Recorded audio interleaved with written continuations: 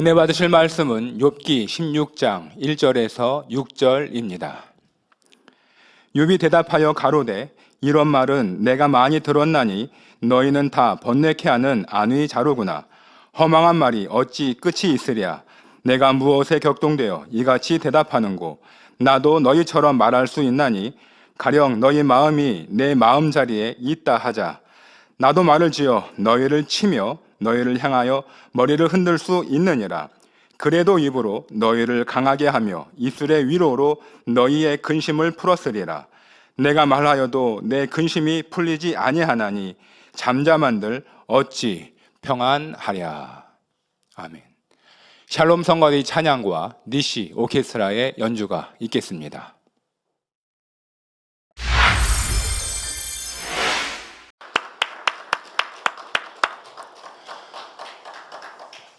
당회장 직무대행 이수진 목사님께서 욥기 강의 39번째 허망한 말 제하의 말씀을 증거해 주시겠습니다. 특성으로 영광 누려주신 윤권능 형제님 감사합니다. 강단헌화 소개합니다. 이대대 12교구 방승숙 집사님 가족입니다. 세상 속에서 방황하는 무지한 인생들을 살리기 위해 사랑하는 독생자를 보내주신 아버지 하나님께 감사와 영광을 돌립니다. 무수한 금식과 기도로 풀어받으신 생명의 말씀과 권능으로 살아계신 하나님을 확실히 증거해 주시는 당회장님과 강하고 담대하게 만민을 인도하시는 직무대행님께 감사드립니다. 10년 전 30년 된 축농증을 치료받아 지금까지 강건함의 축복을 받았으며 자녀들도 좋은 직장에 입사하였고 아름다운 장막 주심에 감사하여 강단 헌화를 드립니다. 네, 감사합니다. 사랑하는 성도님들, 이 재단과 목자님은 오직 생명의 말씀과 권능으로 살아계신 하나님을 전하셨습니다. 그리고 우리에게 절대 죄를 지으면 안 된다. 세상에서는 죄인지 알지 못하는, 예를 들면 간음, 생각으로 마음으로 품으면 세상은 죄라 하지 않죠. 그러나 하나님은 죄라 하십니다. 그리고 세상에서 간음을 행했습니다. 그래서 여자가 여러 남자를, 아니면 남자가 여러 여자를 상대하고 그리고 육체를 행합니다. 그러면 그냥 사람과의 관계라고 말할까요? 그런데 하나님은 이걸 죄라고 하시고 그러면 안 된다 하시기에 당회장님은 그런 육체를 행하면 안 된다. 주님을 믿고 하나님을 믿는데 그러한 간음에 행하면 안 된다. 그렇게 가르치셨고 그리고 우리는 그러지 않기 위해 살아왔습니다. 오직 하나님의 말씀을, 성결을 가르쳐 오셨습니다. 여러분들이 그런 은혜를 잊지 마시고 누가 판단하고 정죄한다고 그랬나? 여러분들 보고 듣고 느낀 게 그게 진실이지. 누가 세상에 오해, 세상에 천국이 없으면 없어지나요? 권능의 역사가 우연의 일치라고 하면 우연의 일치인가요? 하나님 행하신 게 아니라고 하면 그러면 그냥 그럼 어쩌다가 기적이 일어났나 보다 하고 바뀌나요? 아니죠. 여러분들의 믿음이 더 굳건한 시간이 되셔서 어떠한 시험이라 할지라도 넉넉히 이기고 아버지의 기뻐하시는 이제 시험 드는 자가 아니라 시험을 이기고 승리하는 자로 나오시기를 바랍니다. 그리고 그런 시험에 두려워할 것도 없고요. 그 시험에 여러분들이 그렇게 좌지우지할 거 없습니다. 담대히 우리가 만난 하나님을, 우리가 만난 권능을 더 전하시면 돼요. 무엇이 사실이고 진실인지 여러분들이 보았잖아요. 여러분들이 현장에 있었잖아요. 여러분들이 헌금한 건 하나님께 드렸고 하나님 나라가 확장됐습니다. 우리가 환신예배 예물 드린 건 하나님 나라를 위해서 드렸고 성전 건축을 위해 드렸고 GCN 방송을 위해 드렸고 세계 선교를 위해 드렸습니다. 그리고 그렇게 이루고 있습니다. 그런데 그게 이렇게 이상하게 말하면 이상하게 되는 게 아니잖아요. 여러분들이 진실을 밝히는 사람, 진실을 아는 사람, 그래 담대히 나아가는 우리가 되어집시다. 말씀에 들어가도록 하겠습니다. 사랑하는 성도 여러분, 지난 시간까지 엘리바스의 두 번째 변론을 4시간에 걸쳐 말씀드렸습니다.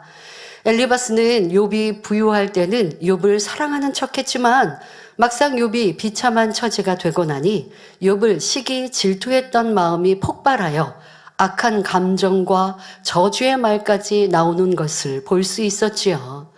이처럼 육의 사람의 마음은 자기 자신조차도 알 수 없기에 우리는 무엇보다도 죄악에 물들어 냄새나는 마음을 할례하여 영의 마음을 이루어야 합니다. 마음의 할례란 마음의 더러운 가죽을 벗기는 것, 곧 죄와 악을 벗어버리고 성결을 이루는 것을 말합니다. 예레미야 17장 9절에 만물보다 거짓되고 심히 부패한 것은 마음이라 말씀했고, 예레미야 4장 4절에 너희는 스스로 할례를 행하여 너희 마음 가죽을 베고 나 여호와께 속하라 말씀합니다. 사랑하는 당회장님도 사망에 이른 육체를 짓지 말라고 말씀하셨지 육에 할례하라고 가르치신 적 없어요. 남성도님들 당회장님 육에 할례하라고 말씀하셨나요? 그렇지 않으셨어요. 그런 성도가 뭐 한 번 있었나요? 해서 그러면 안 된다고 단에서까지 말씀을 하셨어요. 이제는 그렇게 가르치셨고 단지 육체의 일, 육에 간음행하면 안 된다고 말씀을 하셨어요.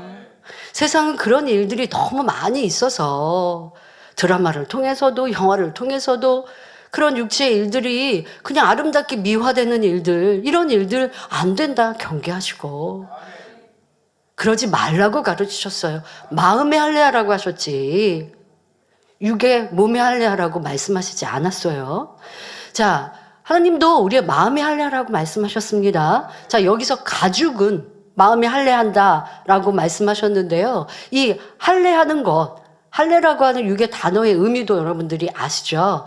자, 가죽은 살에 붙어 있으므로 가죽을 베어내려면 생사를 잘라내는 아픔이 따릅니다. 그러니까 육의 할례는 육의 고통이 따르죠. 이와 마찬가지로 영적인 마음의 할례도 온갖 죄악으로 더러워진 마음 가죽을 베어내야 되기 때문에 그 과정에는 아픔이 따르기도 하지요. 하지만 말씀에 순종하여 마음의 할례를 하는 만큼 하나님을 사랑하는 것이요 또한 하나님의 사랑을 받는 길입니다. 뿐만 아니라 할례한 마음에 진리를 채우는 만큼 축복과 응답이 임하며 하나님과 교통을 이루고 성령의 음성과 주관을 받게 되지요. 그러므로 욥기 말씀을 통하여 마음의 할례와 더불어 진리로 채워나가심으로 아버지 하나님께서 부어주시는 참된 평안과 행복을 누리시기를 바랍니다. 우리가 말씀을 듣고 변화되기 위해서 노력할 때도요. 열심히 기도합니다. 금식합니다. 버리기 위해서 나를 죽어갑니다. 그러면 성령께서 내 안에 기뻐하셔서 행복이 넘쳐요. 그런데 문제는요. 이 할례를 멈춰버리면요. 할례했던 그 과정과 시간을 보면 너무 힘들고 괴로워서 그래서 제단을 떠나서 성결의 이 마음의 할례를 안 하면요. 할례했던 그 시간이 손해본 것처럼 생각하는 경우도 있죠. 그런데 그렇지 않습니다. 여러분들이 어느 곳에 무엇을 하든 간에 하나님의 말씀은 살아 역사하십니다. 말씀 그대로 심판하십니다. 교회만 왔다 갔다 하는 성도들과 그래서 구원받는 성도와 마음을 힘써 할례하고 주를 위해 생명 바쳐 충성하는 사람은 하늘 처소가 달라요. 영광이 달라요. 믿음이 없는 사람은 그것이 뭐 우습게 얘기한다고 천국에 구분이 없는 게 아니에요, 여러분. 그리고 이전에 천국의 구분을 얘기한다고 여러분들 마음을 할례해서 좋은 천국 가라고 가르치는 거지. 좋은 천국 가려고 믿음의 분량 받으려고 헌금 많이 한 순서대로 믿음의 분량을 주나요? 절대 그렇지 않습니다. 마음의 할례는 하나님과 나의 관계요. 여러분 스스로가 말씀을 기준하여 내가 주를 얼마만큼 버렸는지 발견하고 돌아보고 그렇게 해서 우리는 더 좋은 천국을 침노하는 거예요. 그런데 이런 진리를 오해하고 왜곡한다고 여러분들이 천국은 그냥 구원받으면 땡인가? 결코 그렇지 않습니다. 열심히 기도하고 마음을 할례하고 죄를 버리는 만큼 이 땅에서도 복을 받는 것이요 더 좋은 천국을 침노하는 것입니다. 그런데 여러분들의 믿음을 빼앗고자 천국의 구분도 믿음의 분량의 차이도 그냥 뭐 그게 이상한 것처럼 말합니까? 이상한 게 아니에요. 성경은 분명 말씀하고 계세요. 예수님께서 십자가에 죽으실 때 한편 강도가 주님을 그 자리에서 영접했습니다. 그러니 예수님께서는 구원받을 것을 말씀하셨죠? 자, 그렇게 강도가 구원받은 사람이 가는 천국과 주님을 위해 생명 바치며 충성하고 그래서 순교한 사도 바울과 순교한 이들이 똑같은 천국에서 영원토록 살아요. 여러분, 그게 공평하신 하나님인가요? 아니잖아요. 천국엔 분명 구분이 있는 거예요. 그리고 이 제단은 그 천국의 구분에서 좋은 천국을 침노하는 건 죄를 버리고 악을 버리는 것이라고 가르쳤어요. 많이 헌금해서 좋은 천국 간다고 언제 그랬어요? 그런 적 없어요. 여러분들이 들은 그대로, 이 단에서 나온 그 말씀 그대로인 거예요.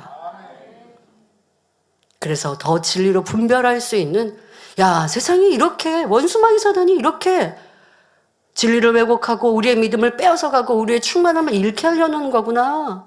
정신을 바짝 차려야지. 가지고 더 충만히 신앙생활하는 우리 모두가 되어집시다. 사랑하는 성도 여러분, 15장에서는 엘리바스가 욥을 향해 말을 했고 16장부터 욥이 친구의 말을 받아서 다시 변론을 시작합니다. 욥은 친구 세 사람과 3대 1로 변론할 수 있을 만큼 지혜가 높은 사람임을 알 수 있지요. 본문 욥기 16장 1절 2절에 욥이 대답하여 가로되 이런 말은 내가 많이 들었나니, 그러니까 친구 엘리바스가 너가 했던 그런 말들 내가 많이 들었나니, 그런데 그렇게 많이 들었던 말을 친구가 하니까 깨우침이 됐다고요? 아니요. 너희는 다 번뇌케 하는 안위자로구나 라고 말합니다. 여러분, 이 말씀을 9절만, 안위자 하면 평안함을 주는 사람이잖아요. 근데 지금 이 욥은 엘리바스와 친구들에게 안위자라고 너희가 나에게 참 좋은 친구다라고 말하는 게 아니에요. 안위자인데 어떤 안위자라고? 번뇌케 하는 안위자다. 그러니까 이게 좀 앞뒤가 안 맞는 말인데요. 이제 설명하겠습니다. 지금까지 욥의 친구들이 욥에게 권면했던 말들은 욥도 이미 선진들로부터 들어와서 잘 알고 있다고 말합니다. 너가 했던 말, 엘리바스 너가 선진들의 말을까지 인용해서 나를 깨우쳐준다고 했지만 나 이미 다 알고 있는 말이야. 지금 이렇게 한마디로 일축해버립니다. 그러면서 욥은 친구들에게 너희는 나를 번뇌케 하는 안위자라고 표현하며 고개를 설레설레 흔들고 있습니다. 욥은 왜 친구들을 번뇌케 하는 안위자라고 표현한 것일까요? 안위란 몸을 편안하게 하고 마음을 위로해 주는 것입니다. 그러나 욥의 친구들은 욥에게 안위자가 될 수 없었습니다. 오히려 욥을 혈기나게 하고 속상하게 하며 번뇌케 만들 뿐이었지요. 친구들은 계속 말로 욥을 다그쳤기에 욥이 그 말을 들으면서 자신에 대해 생각하게 되니 머리가 더욱 복잡해졌던 것입니다. 그러니 친구들의 말로 인해 오히려 시달리고 괴로움을 당하고 있다는 의미입니다.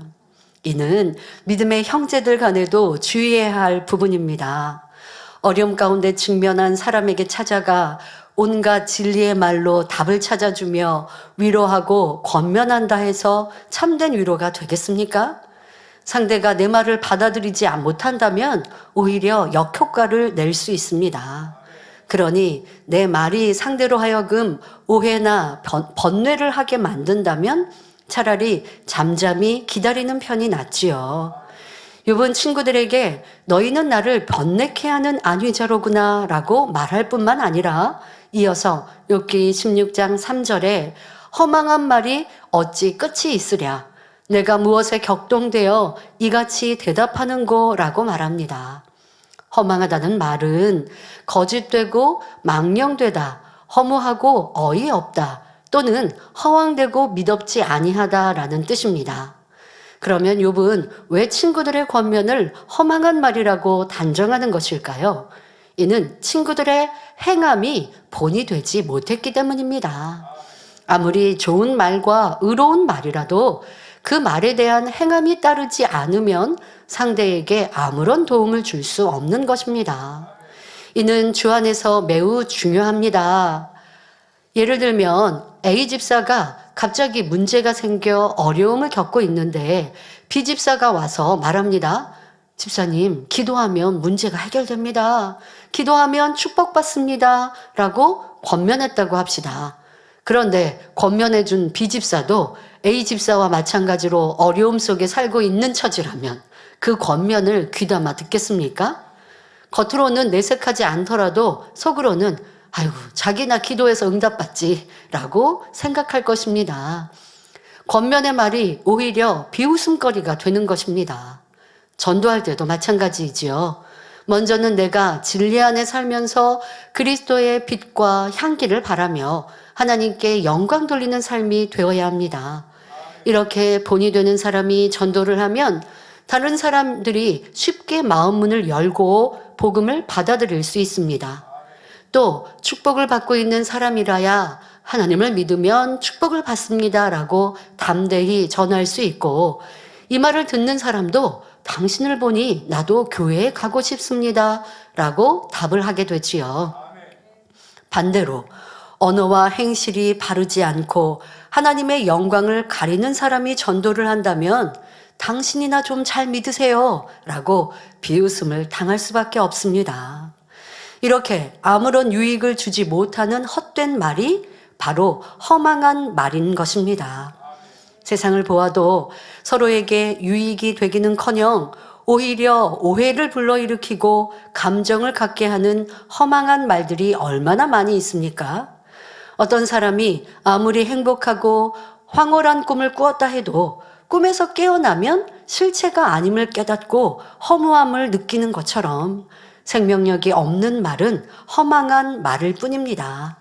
마찬가지로 욥에게는 행함이 없는 친구들의 말이 어떤 위로나 보탬이 되질 않았기 때문에 허망한 말이라고 단정을 내리고 있는 것입니다. 허망한 자의 말은 끝이 없습니다. 말을 했으면 그에 따른 결과가 있어야 하는데 허망한 말은 열매를 맺을 수 없습니다. 시험 들고 낙심한 사람을 일으켜 세울 수도 없고 분별시켜 주지도 못하지요. 오히려 내가 옳다, 내가 그르다 변론만 계속되기에 그 말이 끝이 없는 것입니다. 서로 끝까지 옳다고 하며 이기려 하니 사단이 역사할 수밖에 없지요. 욥은 친구의 말이 허망하다고 하면서 내가 무엇 때문에 격동되어 이런 말을 하는가라고 질문을 던집니다. 성도 여러분, 이 질문에 대한 답을 생각해 보시기 바랍니다. 욥의 친구들이 무엇 때문에 이처럼 격동된 것일까요? 먼저는 욥이 하나님 앞에 합당치 못한 말들을 했고, 이에 친구들이 열심히 권면을 했는데 욥은 이를 무시했을 뿐 아니라 하나님을 나쁜 하나님으로 매도했지요. 그러면서도 스스로 의롭다고 주장하니 친구들은 이러한 욥이 안이 굽고 싫기 때문에 점점 감정이 격해지면서 흥분될 수밖에 없었던 것입니다. 그러나 정작 욥은 본인이 이처럼 원인 제공을 했다는 사실을 모르기 때문에 친구들에게 왜 그처럼 감정이 나서 허망한 말들을 하느냐고 묻고 있습니다. 게다가 욥 자신은 여전히 옳으며 온전하다고 믿고 있었으므로 친구들이 격동하는 것이 이해가 안 되었죠. 하지만 욥의 친구들 또한 자신들이 옳다고 믿기 때문에 자기 주장을 굽히지 않는 욥이 답답할 수밖에 없습니다. 서로가 적반하장이라고 주장하는 격이지요. 성도 여러분, 이렇게 대화 중에 상대가 격동한다면 양쪽 모두에게 문제가 있음을 알아야 합니다. 격동한 사람도, 격동하게 만든 장본인도 문제가 있다는 것입니다. 여러분 삶 속에 이러한 상황들이 얼마나 많이 벌어지는지 생각해 보셔야 합니다.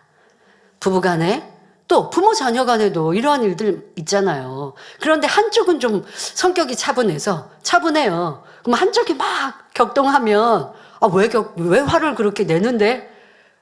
근데 화내는 상대방의 문제만이 아니라 화를 내게 만든 나는 화 안 내니까 나는 맞아, 이게 아니라 나는 성격상 화를 안 내고 좀 차분하게 말하거나, 또 내가 상대를 지적하기 때문에 상대가 격동했을 뿐이고 지적하는 나는 그냥 차분하게 말하고 있는데 왜 상대에게 화내냐고 그렇게 따져 묻고 더 화에 불을 붙이고 있지는 않은지 점검하고 돌아보셔야 합니다. 그리고 모든 일들에 여러분 격동하지 말자고요. 세상이 판단하고 정죄하는 일에도 격동하지 마요. 영적으로 분별하세요. 아, 원수마귀 사단이 이렇게 까불고 이렇게 하나님 나라를 회방하고 하나님의 권능과 하나님의 말씀을 이렇게 짓밟으려 하는구나. 그럼 우리는 어떻게 해야 된다고요? 기뻐하고 즐거워하고 더 진리를 쫓아 나아가고, 그러면 하나님께서 앞서 싸우시지 않겠습니까? 그런데 내가 격동하고 있어서 충만함을 잃고 힘들고 내가 싸우고 한다면 그건 어리석은 일 아니겠습니까? 격동하는 모든 일들 속에 격동하고 있는 나 자신을 살피시면서 상대를 탓하지 마시고 변화되어야 하겠고요. 또 상대를 격동케 하는 나는 어떠한가 돌아보셔야 합니다. 자, 예를 들어 김 집사가 이 집사를 헐뜯고 비방했다고 합시다.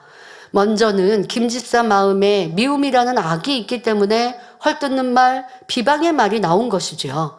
그런데 만일 이 말을 전해들은 이 집사에게 악이 없다면 어떠할까요? 고통당할 필요도 실족당할 이유도 없습니다. 왜 가만히 있는 나를 김 집사는 이렇게 욕하지? 속상해할 필요가 없다는 거예요. 내 안에 악이 없으니까. 선이 있고 진리가 있으면 그럴 필요가 없어요. 아, 하나님께서는 원수도 사랑하라. 내 오른편 뺨을 치거든 왼편도 돌려대라 하셨고, 누구에게든지 악으로 악을 갚지 말고 항상 선을 쫓으라. 이 말씀이 떠오르니 격동할 필요가 없는 거예요. 또 항상 기뻐하고 감사하라 말씀하셨습니다. 이러한 말씀이 이 집사, 바로 내 마음에 영으로 일구어졌다면 무슨 험담을 듣거나 오해를 받는다 해도 진리로 마음을 지킬 수 있습니다. 혹여 내게 잘못이 있어서 그런 비방의 말을 듣게 되었다면 회개하고 돌이키면 되고, 애매히 그런 말을 들었다면 내가 진리를 어기지 않았으니 더더욱 평안할 수 있는 것입니다. 이렇게 진리대로 하나님 앞에 기뻐하고 감사한다면 원수마귀 사단이 물러갈 수밖에 없고 하나님께서 기뻐하심으로 축복이 임하게 되지요. 반대로 그러한 말로 인해 내 마음이 요동하고 감정이 뒤틀린다거나 실족한다면 이는 내 안에 악이 있기 때문에 사단의 역사를 받는 것임을 알아야 합니다. 세상이 판단하고 정죄하고 많은 말들을 하면 내가 믿음을 잃고 충만함을 잃는다고요? 바로 내 안에 온전한 믿음이 없기 때문인 것이죠. 그러면 그러한 시험을 통해 아, 내가 참 믿음 갖지 못했구나. 온전한 신뢰를 갖지 못했구나. 바로 출애굽 백성들처럼 권능을 보면 기뻐하고 즐거웠다가 현실의 어려움을 오면 또 불평하고 원망하고 옛날 애굽이 좋았다 말하는 이러한 믿음 없는 모습이 내 모습이구나. 내 환경과 주변에 이렇게 영향을 받고 있구나. 나를 돌아보면 되는 것이지요. 그러므로 이러한 말씀을 꼭 기억하셔서 신앙생활을 힘들게 하지 마시고 항상 진리로 마음을 지킴으로 기쁨과 평안, 감사가 넘치는 신앙생활을 하시기 바랍니다. 격동시키는 사람도 되지 마시고 어떤 환경과 조건과 사람의 말에 격동하는 감정을 갖지도 마시고 항상 하나님의 말씀, 성과 진리로 기준 삼고 나아가면 평안한 신앙생활을 할 수 있는 것입니다. 자, 그런데 어떤 분들은 교회에 다니고 하나님을 사랑하니 이로 인해 가정이나 이웃을 통해 핍박받고 있다고 말하기도 합니다. 물론 하나님의 섭리 가운데 의를 위해 핍박받는 경우도 있지만 이는 매우 드문 것을 볼 수 있습니다. 대부분 자신의 부족함이나 실수로 인해 시험이 오고 핍박받는 것임을 알아야 합니다. 만일 우리가 참으로 그리스도의 빛과 향기를 바란다면 핍박을 받지 않습니다. 우리 예수님의 경우 조금의 어둠도 없는 분이시기 때문에 유대인들이 아무리 예수님을 죽이려고 해도 하나님께서 허락하시기 전에는 만질 수조차 없었습니다.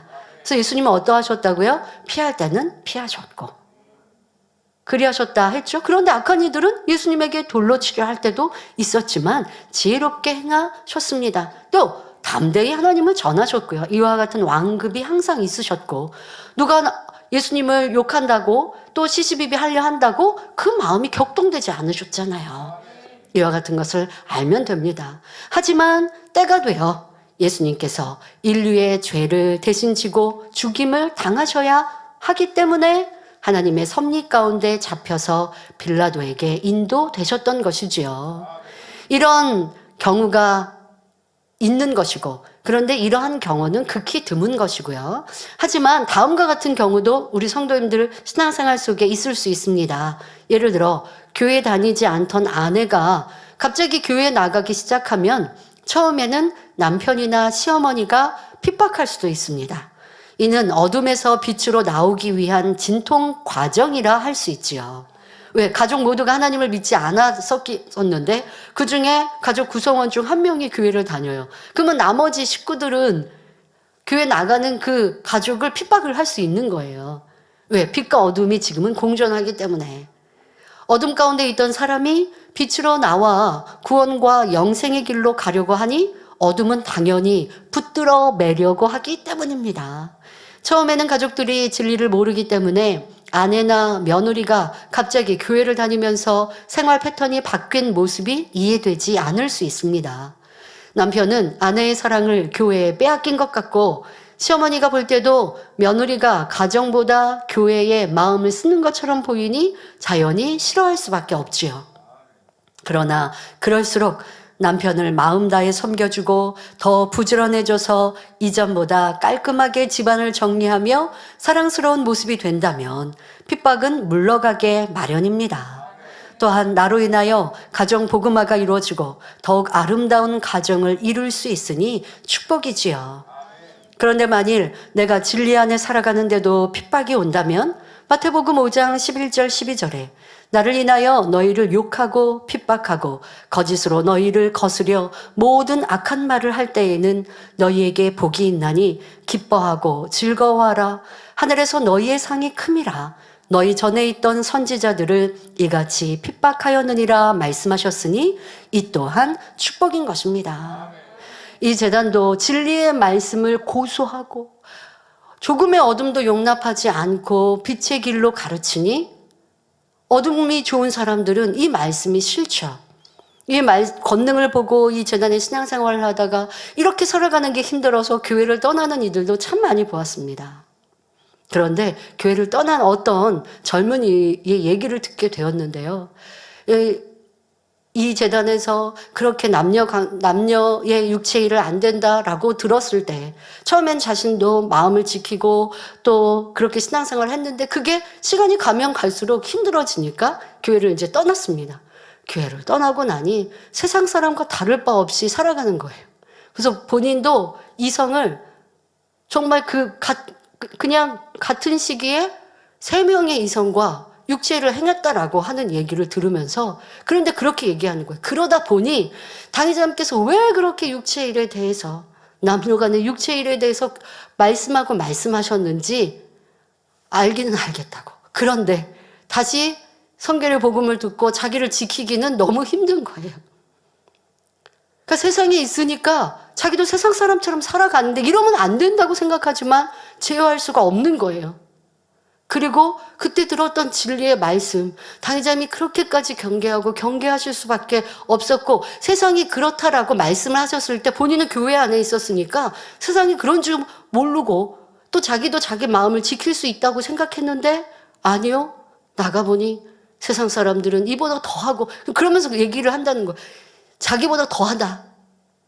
그런데 내 모습이 이렇다라고 얘기하면서 안타까워하지만 다시 이 복음 안에 들어오는 것도 힘들다. 여러분 어찌해야겠습니까? 대배 지옥을 말씀하신 대로 지옥 말씀 들으면 무섭고 싫은 이들도 있겠죠. 그러면 안 해야 합니까?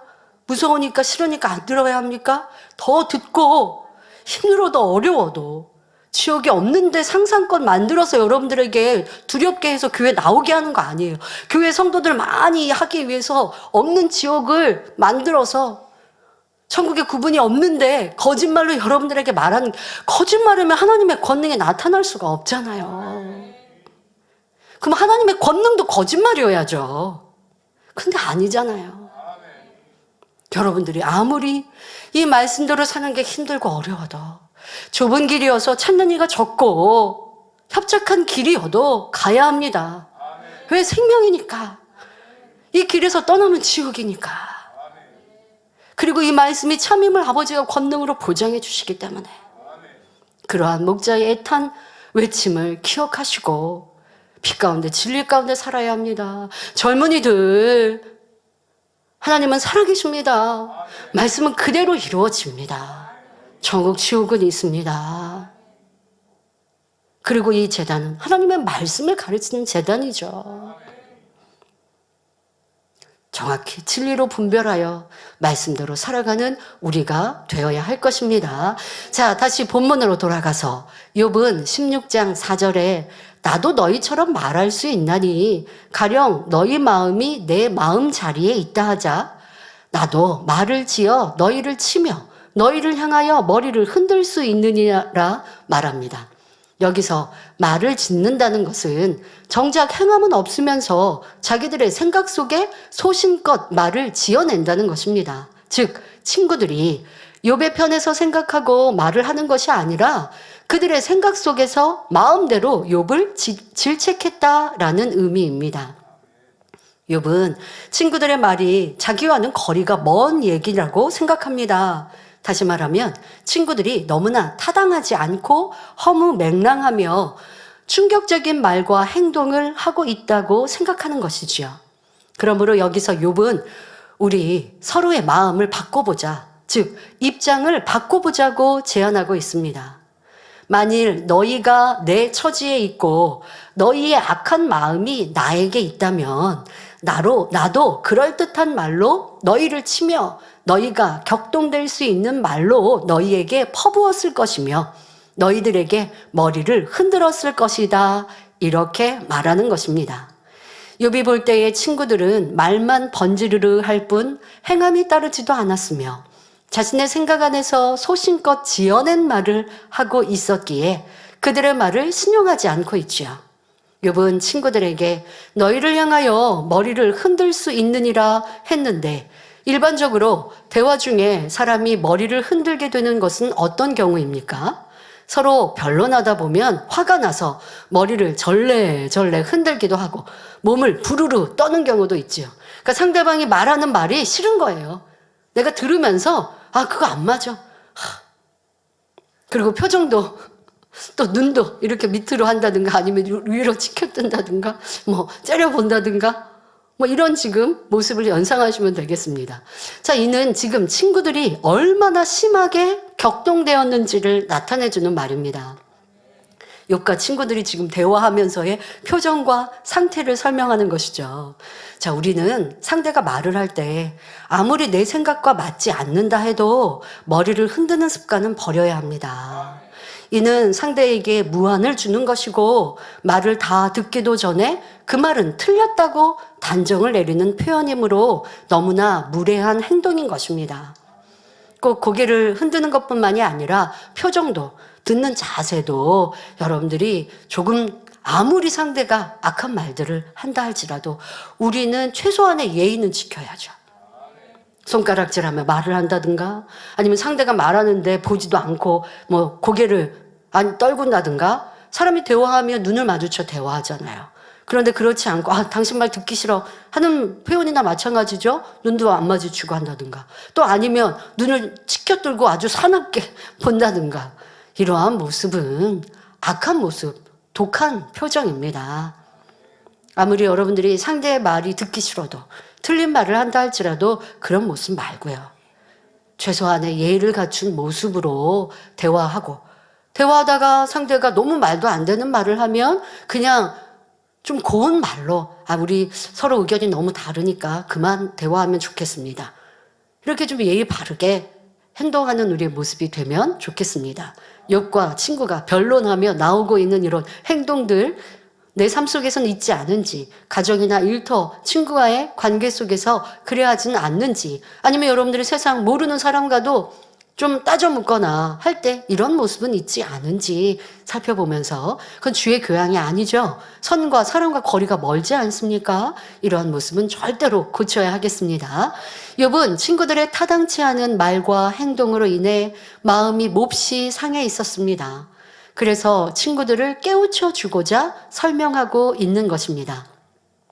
욥기 16장 5절에 그래도 입으로 너희를 강하게 하며 입술의 위로로 너희의 근심을 풀었으리라 말합니다. 만일 입장이 바뀌어서 친구들이 욥의 처지에 놓여 있다면, 그러니까 너희들이 나처럼 이렇게 괴롭고 힘든 연단의 시간에 놓여 있다면 욥, 나는 너희들에게 여러 가지 격려의 말로 힘과 위로를 주며 근심을 덜어주었을 것이라고 말하고 있는 것입니다. 그러니까 지금 욥은 너무 괴로운 상황에 친구들이 와서 위로해주러 왔다가 위로는커녕 질타하고 있잖아요. 자, 그런데 욥은 그런 질타하고 있는 친구들에게 만약에 입장이 바뀌어서 너희가 괴롭고 연단을 받고 있고 내가 평안하다면 나는 너희처럼 너희를 질타하는 게 아니라 힘을 주고 위로를 줬을 거야 라고 말하고 있는 것이지요. 자, 이는 예전에 욥에게 이러한 선의 행함이 있었기 때문에 할 수 있는 말입니다. 이러한 욥의 행함을 친구들도 인정했었지요. 욥기 4장 3절 4절에 그 전에 친구의 말이 그리했습니다. 전에 내가 욥에게 친구가 말했어요. 전에 내가 여러 사람을 교훈하였고 손이 늘어진 자면 강하게 하였고 넘어져가는 자를 말로 붙들어 주었고 무릎이 약한 자를 강하게 하였거늘 하고 친구가 욥에게 그렇게 말을 했었습니다. 욥, 너가 힘들고 지친 사람을 이렇게 도와주는 그런 사람이었는데 정작 너가 힘든 상황에 놓이니 이렇게 악한 말들을 쏟아내느냐라고 질타하는 말을 할 때에 욥의 과거에 이런 좋은 행함들을 인용해서 말을 했었죠. 욥이 연단받기 전에는 비록 영적인 행함은 아니었다 해도 육적으로는 선과 사랑을 베푸는 행함이 있었습니다. 그래서 친구들아, 너희들은 행치도 않으면서 나에게 이래라 저래라 이것저것이 잘못되었다 지적하고 있지만 나는 행했기 때문에 너희에게 이렇게 말할 수 있는 거야. 내가 시험을 받기 전이라면 너희를 강하게 할 수 있고 너희의 근심을 풀어줄 수 있었을 것이다 라고 말하는 것이지요. 욥의 편에서는 옳은 말을 하는 것 같지만 이는 친구들을 더욱 격분하게 만들 뿐이었습니다. 그러니까 친구들이 욥에게 질타하고 지적하는 말을 할 때, 야, 나는 너랑 나랑 상황이 바뀌었으면 나는 안 그랬을 거야. 이렇게 말하고 있으면 친구들이 회개할까요? 더 기분 나쁜 말이 되는 것이죠. 친구들은 얼마나 격동이 심했는지 온몸을 떨고 머리를 흔들 정도였습니다. 친구들이 볼 때 현재 욥은 그러한 말을 할 자격이 없기 때문입니다. 친구들의 눈에는 욥이 하나님께로부터 저주를 받아 엉망진창이 되었는데 회개하기는커녕 오히려 하나님께 변론하며 친구들을 업신여기는 악한 모습이었습니다. 그러니 욥이 아무리 좋은 말을 한다고 해도 귀에 들어오지 않았지요. 욥은 자기가 옛날 같았으면 친구들을 강하게 할 수 있으며 근심을 풀어줄 수 있었다고 하였는데 이는 앞뒤가 안 맞는 말입니다. 자기 근심을 풀 수 없는 사람이 어떻게 타인의 근심을 해결해 줄 수 있겠습니까? 우리는 이러한 대화법이 얼마나 무익한지 알아야 합니다. 만일 욥과 같이 현재는 초라한 처지에 있는 사람이 나도 과거에 이런 사람이었다 라고 하면서 상대에게 권면이나 훈계를 한다면 상대방이 받아들이기는커녕 오히려 비웃음거리가 되기 쉽습니다. 예를 들어 술, 담배를 하며 나쁜 언행으로 사람들의 눈살을 찌푸리게 만드는 사람이 나는 모태신앙이고 예전에는 성가대도 하고 주교사도 하면서 열심히 충성했다라고 말한다면 얼마나 하나님의 영광을 가리는 모습입니까? 만일 초신자가 이 말을 듣는다면 신앙생활을 하는 사람이 저 정도는 해도 괜찮은가 보다 생각할 수 있고 실족당할 수도 있습니다. 이와 반대로 내가 예전에 신앙생활을 잘할 때는 부유했었는데 신앙생활을 게을리하고 세상에 빠지다 보니 결국 재산을 탕진하고 말았습니다. 그러니 내 전처를 밟지 말고 신앙생활을 잘하시기 바랍니다 라고 간증한다면 이는 회개하는 자세이지요. 이렇게 과거에 자신이 실패하게 된 이유를 설명하면서 권면한다면 상대에게도 은혜가 되고 교훈과 유익을 줄 수 있습니다. 그러나 욥은 과거에 잘한 것을 내세우며 상대에게 권면하고 교훈을 하려고 하니 상대가 이를 받아들일 수 없는 것입니다. 그런데 이어지는 본문을 보면 욥이 은연중에 자신을 발견하고 있음을 알 수 있습니다. 욥기 16장 6절에 내가 말하여도 내 근심이 풀리지 아니하나니 잠잠한들 어찌 평안하랴 합니다. 내가 말하여도 내 근심이 풀리지 아니한다는 말은 전에는 타인을 강하게 하고 근심을 풀어주었지만 지금 자신은 아무것도 할 수가 없고 근심을 풀 수가 없음을 깨우치고 있는 말입니다. 즉 욥은 내가 이렇게 말하고 있어도 내 문제는 도무지 해결할 수가 없구나. 내가 말을 해도 근심이 해결되지 않는데 잠잠하게 참는다고 해서 어찌 내 마음이 평안하랴 라고 말하고 있지요. 성도 여러분, 흔히 남의 일은 쉬워 보인다 하는 말이 있습니다. 그래서 다른 사람이 어떤 일로 고민하고 있으면 아니 그거 아무것도 아닌 걸 가지고 뭘 그리 어렵게 생각하십니까? 이렇게 하면 척척 해결됩니다 라고 큰 소리 치기도 합니다. 그런데 정작 본인 문제는 해결하지 못하고 있다면 그 말이 무슨 소용이 있으며 그런 사람을 어떻게 믿을 수 있겠습니까? 이는 영적으로도 마찬가지입니다. 내가 하나님을 만난 체험이 없다면 상대에게 확신 있게 말할 수 없고 내가 이루지 못한 것을 상대에게 이루라고 담대하게 말할 수는 없지요. 예를 들어 나는 하나님을 믿지 않으면서 어떻게 하나님을 믿으라 할 수 있겠으며 나는 성령의 음성을 듣지 못하면서 다른 사람에게 성령의 음성을 들어야 한다고 자신 있게 가르칠 수 있겠습니까? 또 나는 믿음으로 치료받은 체험이 없으면서 상대에게는 하나님께 기도해서 치료받으라 말할 수 없고 나는 악을 버리지 않으면서 상대에게는 악을 버리고 성결되어라 라고 가르칠 수는 없지요. 욥도 예전에는 남을 강하게 해주었고 근심을 풀어주었으나 지금 자신의 문제에 대해서는 아무것도 할 수 없음을 깨우치면서 자기 발견이 시작되고 있습니다. 그러면 예전에 욥이 참으로 타인에게 생명을 줄 수 있었는지 살펴보겠습니다. 전에는 욥의 말이 상대에게 위안을 주고 힘이 될 수 있었던 것은 욥에게는 학식과 재산과 뛰어난 지혜가 있었기 때문입니다. 이처럼 육적인 조건을 갖춘 데다 덕으로서 사람을 다스릴 수 있었기 때문에 사람들이 욥을 우러러보며 그 말을 듣고 경청했던 것입니다.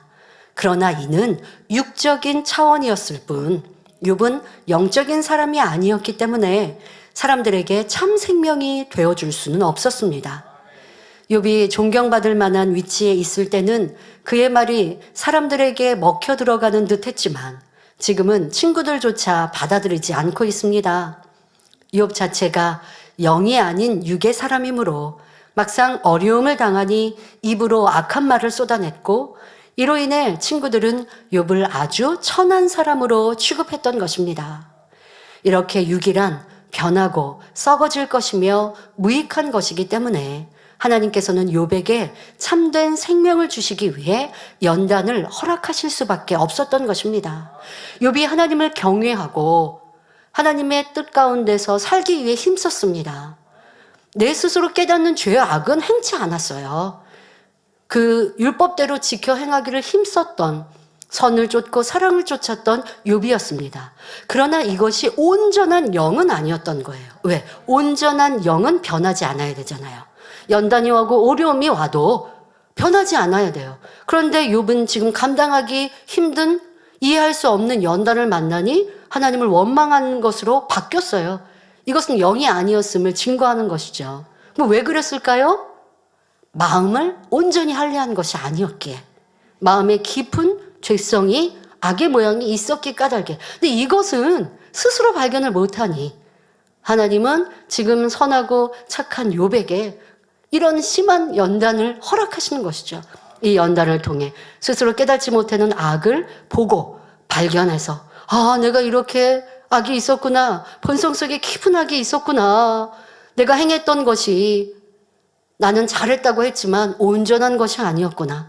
이제 변화되리라 하고 영으로 바뀐 욥은 크고 놀라운 축복을 받은 것을 이제 뒤에 결론에서 여러분 들으실 수 있습니다.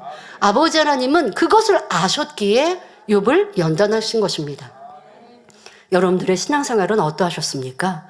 목자와 함께하고 평안했던 만민의 역사, 그 놀라운 권능과 하나님의 영광이 크게 드러나는 시험 연단이 없었을 때는 말씀대로 사는 것이 어렵지 않았어요. 내 육체를 다스릴 수 있었어요. 기도하는 것도 충성하는 것도 행복하다 했습니다. 누가 나에게 걸고 넘어져도, 누가 나에게 시험에 와도 넉넉히 이기고 신뢰한다 여겼어요. 믿음이 든든하다 생각했어요. 그런데 상상할 수 없는 시험을 허락하시고 연단을 허락하시니 진짜 내 믿음이었는가, 진짜 영이었는가를 보게 되어주죠. 힘들고 어려우니 불평하고 원망하고 하나님의 응답과 축복이 더디니 하나님이 진짜 계신가? 이렇게 의심하는 내 믿음이 얼만큼 작았는지 깨닫게 됩니다. 죄를 버리고 악을 버리는 것이 누구 때문이 아니라 내 영혼을 위해 그렇게 가르쳐 주신 이 말씀이 힘들고 무겁고 나에게 읍조이는 이런 얼굴에는 괴로움이 되었습니까? 교회가 말씀이 아니잖아요. 그런데 이 연단의 시간이 지나고 보니 우리 성도님들이 그런 불평 원망도 욥처럼 깨닫는 것이죠. 내 안에 온전하지 못했구나. 목자의 공간 안에 신앙생활 잘하는 것 같았고 믿음의 성장을 이룬 것 같았는데, 그런데 아버지가 그 공간을 다 열어놓으시니 이제는 비바람을 불어놓으시니 내가 온전히 이루지 못한 내 모습을 보게 하시는구나. 이제 온전한 영으로 이루어야지 다짐하고 신앙생활하는 만민의 영혼들만 남지 않으셨습니까? 그러나 다 된 것 아닙니다. 여러분들이 진짜 변화되고 있는지, 시험과 연단 속에 흔들리지 않는 참 믿음이 있는지, 내 안에 미움을 버리고 악을 버리고 있는지, 아니면 여전히 가지고 있는지. 만민의 양 때 우리가 이렇게 새 예루살렘을 노래하고 새 예루살렘을 향해 아무리 달려가는 것 같아도 악이 있으면 못 가는 거예요, 여러분. 미움이 있고 다툼이 있고 시기가 있고 불편함이 있고 싫은 사람이 있고 원수 맺는데 불편한데 싫은데 그냥 말하지 말아야지 하고 있고, 어떤 환경과 조건에 격동하는 내 마음의 감정이 있는 이런 모습이라면 만민의 양떼란들 새 예루살렘 갈 수 없는 거예요. 악은 모양이라도 버려야 합니다. 그것이 온전한 영이요, 그러기 위해 욥을 연단하셨듯 우리를 연단하고 계십니다. 우리는 기필코 변화될 것입니다. 요한복음 6장 63절에 살리는 것은 영이니 육은 무익하니라는 말씀처럼 내가 먼저 영으로 이루어 말할 때, 여러분들 영으로 이루는 건 뭐예요? 그 말씀이 내 안에 온전히 이루어질 때, 흉내만 내는 게 아니라 사랑했다가 미워했다가 왔다 갔다 하는 게 아니라, 감정을 다스렸다가 또 올라왔다가 아니라 항상 사랑할 수 있고 항상 용서하고 이해할 수 있고 다투지 않을 수 있고, 이렇게 해서 온전히 내 안에 진리가 영으로 이루어진 사람, 영으로 이루어졌을 때 상대에게 하는 말, 그 말이 상대에게 생명이 되며 변화로 임하는 것입니다. 진리의 지식이 많고 조리 있게 말을 잘하는 사람은 주변 사람들에게 이런저런 권면을 해줄 수 있습니다. 그러나 이러한 말은 잠시 육적인 위로를 줄 수 있을 뿐입니다. 상대에게 참된 위로를 주고 변화와 생명을 줄 수 있으려면 먼저 내 마음이 진리로 채워져서 말의 영적인 권세가 따라야 하는 것입니다. 이것을 오늘 말씀을 통해 교훈 삼으시길 바랍니다.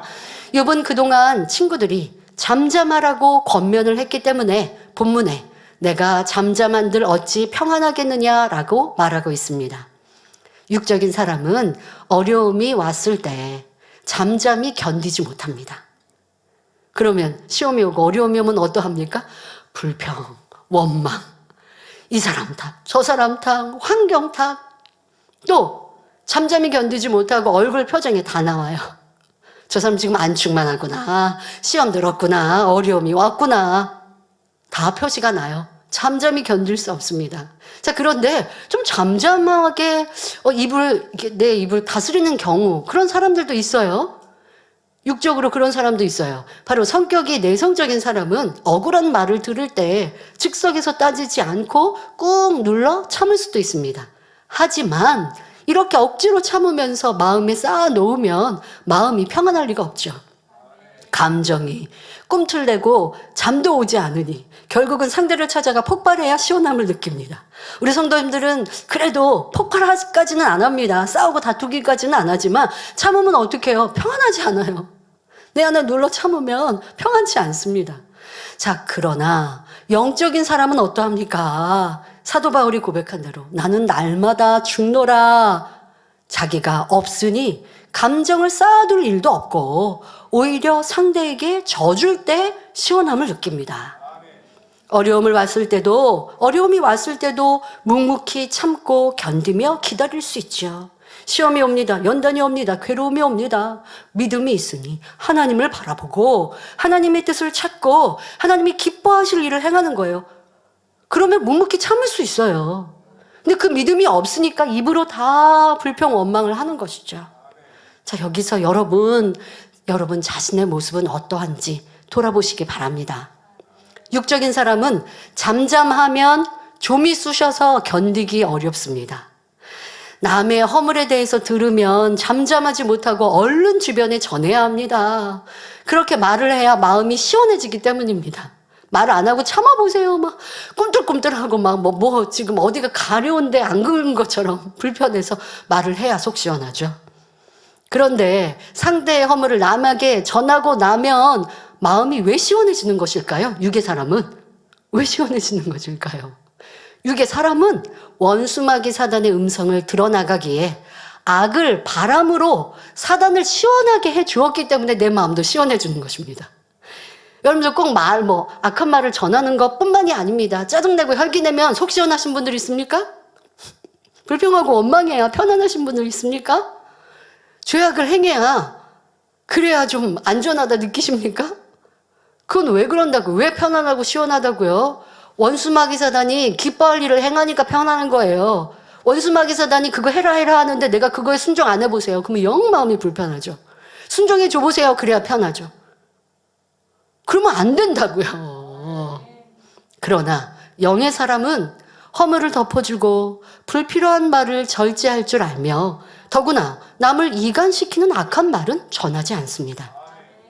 만일 영적인 사람이 혹여 남의 허물을 전한 일이 있었다면 마음이 시원한 것이 아니라 성령의 탄식 소리에 심히 공고함을 느낍니다. 또 힘든 일을 만났는데 순간 주변에 하소연을 하였더니 속이 편안해지는 것이 아니라 내가 왜 그랬지? 하고 공고해집니다. 기뻐하지 못하고 불평한 것을 회개해야 평안해지죠. 영의 사람은 그런 거예요. 근데 영의 사람은 아예 그런 모습이 없지만 혹여 그랬다고 하면 악을 행하면 불편해지고 그걸 회개하고 돌이키고 또 선을 쫓을 때에 편안해지는 거예요. 혹여 상대에게 지적하는 말을 했습니다. 그러면 이내 마음이 답답해집니다. 내가 저 사람한테 꼭 해줘야 될 말을 해줬으니까 편안해가 아니라 내가 왜 그 말 했을까? 안 했으면 더 좋지 않을까? 하고 마음이 답답해요. 그러니 상대방의 입장에서 또 생각해 봅니다. 그러면 또 이해가 되어져요. 상대가 이랬구나. 또 내 말에 힘들었겠구나. 이런 마음이 드니 미안한 생각이 들고 커피라도 한 잔 사다 주어야 그제야 내 마음이 편안해지는 것입니다. 육적인 사람과 영적인 사람이 이렇게 정반대인 것입니다. 그러니 영적인 사람이 되어갈수록 성령의 음성을 듣고 진리에 순종하게 되며 참된 평안과 기쁨을 누리게 되지요. 욥은 영적인 사람이 아니었기에 잠잠하면 고통스러웠으며 악을 입 밖으로 쏟아내야 했습니다. 그러다 보니 친구들의 노여움을 사고 입술로 엄청난 죄를 저질렀던 것입니다. 욥은 비록 영의 사람은 아니었지만 그래도 마음에 선이 있기 때문에 자신이 뿌린 말들로 인해 갈수록 공고함을 느끼고 있습니다. 이처럼 사람이 입술로 부정적인 말을 심어나가면 스스로 올무에 매이는 결과를 가져옵니다. 부정적인 말로 환경과 조건이 어려워지고 힘들어지는 것이지요. 또 점점 공고해지고 결국 멸망의 구렁텅이로 빠져들어가게 되는 것입니다. 그러므로 성경은 말의 중요성에 대해 누누이 강조하고 있습니다. 잠언 13장 2절에 사람은 입의 열매로 인하여 복록을 누리거니와 말씀했고 잠언 18장 21절에 죽고 사는 것이 혀의 권세에 달렸나니 혀를 쓰기 좋아하는 자는 그 열매를 먹으리라 말씀합니다. 우리는 이러한 말씀을 명심하여 부정적인 말을 멈추고 진리 안에서 자꾸 긍정적인 말, 긍정에 나가면 상황을 유리하게 바꾸어 나갈 수 있습니다. 그러므로 범사에 입술을 제어하여 오직 긍정의 고백, 믿음의 고백, 선의 고백을 하는 지혜로운 성도님들이 되시기를 주님의 이름으로 기원합니다. 말씀 참고하시면서 함께 기도하시겠습니다. 좋으신 아버지 하나님 감사합니다. 오늘은 엘리바스의 말을 듣고 또 욥이 변론하는 말들을 이어갑니다. 욥은 한마디의 말로 친구 엘리바스의 말, 나도 너의 말 다 알아. 이미 알고 있는 말이고 그 말은 나에게 어떤 위로도 힘도 되지 않아 라고 무시하는 말을 합니다. 그리고 도리어 친구들을 찌르는 말, 너는 왜 그렇게 격동하였니? 라고 말하지만 실상 욥으로 인하여 친구들이 격동하였는데 욥은 느끼지 못하고 있습니다. 또 욥은 내가 나를 평안케 할 수 없다 말하며 그러니 내가 입으로 다 쏟아내겠다 말합니다. 이것이 얼마나 육의 사람인지를 깨닫고 이제 우리 성도님들 더 진리 가운데 빛 가운데 아버지 원하시는 참 자녀로 변화되게 하여 주옵소서. 감사드리며 우리 주 예수 그리스도의 이름으로 기도하옵나이다. 아멘. 당회장님의 환자를 위한 기도를 받겠습니다. 아픈 곳이나 연약한 곳 위에 손을 얹고 기도 받으시고 아프지 않은 분들은 가슴에 손을 얹고 마음의 소원을 위해 믿음으로 기도 받으시기 바랍니다. 할렐루야. 전능하신 사랑의 아버지 하나님, 이 시간 기도 받는 모든 성도님들 위해 안수하여 주옵소서.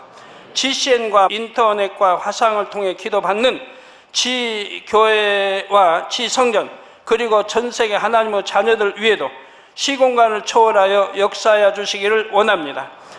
믿어지는 믿음을 주시고 부정적인 생각과 의심의 세력을 물리쳐 주옵시며 모든 시험 환난도 물리쳐 주옵소서. 머리부터 발끝까지 오장육부 뼈 마디마디 온몸의 신경 조직 세포 등 아픈 곳마다 성령의 불로 태우시고 근본의 빛으로 역사하여 주옵소서. 예수 그리스도의 이름으로 명하노니 원수마귀 사단 모든 질병 균 연약함아 물러가라. 빛이 여임하라. 모든 불치 난치병도 성령의 불로 태워 깨끗하게 역사하여 주옵소서.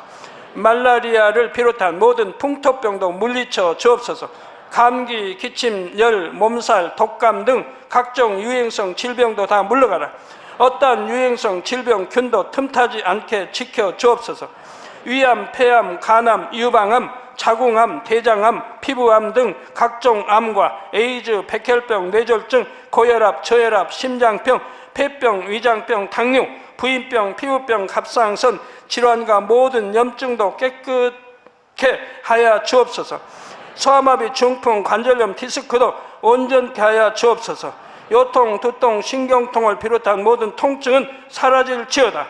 간질, 자폐증, 우울증, 조울증, 노이로제 등 모든 정신질환도 물러가라. 모든 마비된 것도 풀어지고 일어나 걷고 뛸지어다.